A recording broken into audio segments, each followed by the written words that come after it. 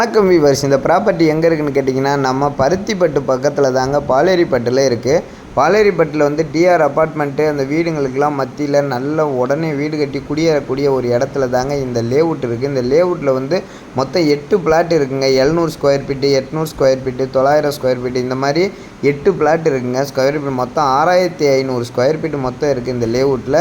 20 அடி ரோடு, 24 அடி ரோட்டில் தாங்க இந்த லேஅவுட் அமைஞ்சிருக்கு. பாலேரிப்பட்டு அதாவது பருத்திப்பட்டுக்கு பக்கத்தில் இருக்குது. ஸ்கொயர் ஃபீட்டு வெறும் 4500 தான் சொல்கிறாங்க. ஆனால் என்னென்னா மொத்தமாக வாங்கணும்னு சொல்கிறாங்க.